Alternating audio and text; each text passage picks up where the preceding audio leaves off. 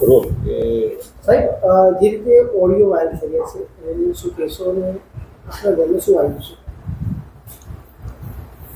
જો અત્યારે 10 દિવસ પહેલાં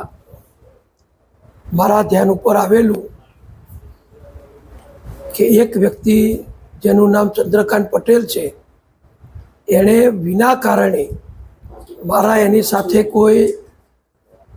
લેવા દેવા નહીં, કોઈ જાતનો સંપર્ક નહીં, એ વ્યક્તિએ મારા વિરુદ્ધ બીજા કોઈ વ્યક્તિ સાથે વાત કરતા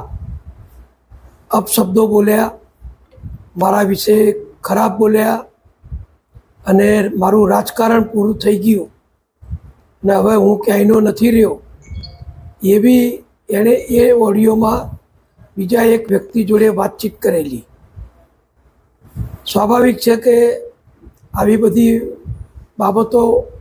ખાનગી રહેતી નથી અને કોઈએ એ ઓડિયો મને મોકલી આપેલો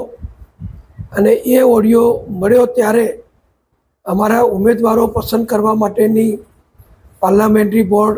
ચાલતું હતું. પાર્લામેન્ટરી બોર્ડના સભ્ય તરીકે હું સ્વાભાવિક 5 થી 6 દિવસ સળંગ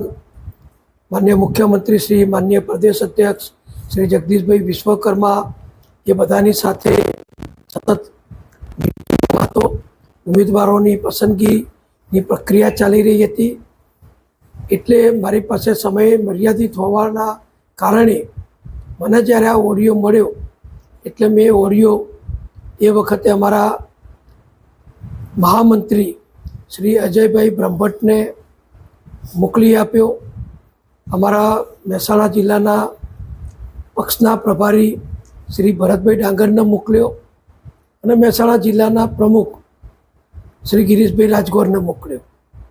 અને સ્વાભાવિક છે કે એ લોકો આ ઓડિયો જુએ, સાંભળે તો એમને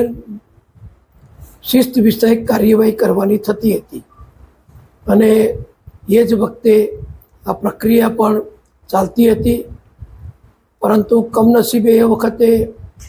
મહેસાણાના ઉમેદવારોની પસંદગીની પ્રક્રિયા પૂર્ણ થઈ ચૂકી હતી અને આ ચંદ્રકાંતને મહેસાણા નગરપાલિકા એટલે હવે મહાનગરપાલિકાના ઉમેદવાર તરીકે ટિકિટ પણ મળી હતી. અને મેં અગાઉ પણ કહ્યું છે અને હજુ પણ કહું છું કે જ્યાં ભાજપનું કમર નિશાન છે, વડાપ્રધાન નરેન્દ્રભાઈ મોદીજીનું નેતૃત્વ છે, એવા પક્ષના કોઈ પણ ઉમેદવારને આખા ગુજરાતની જનતા વર્ષો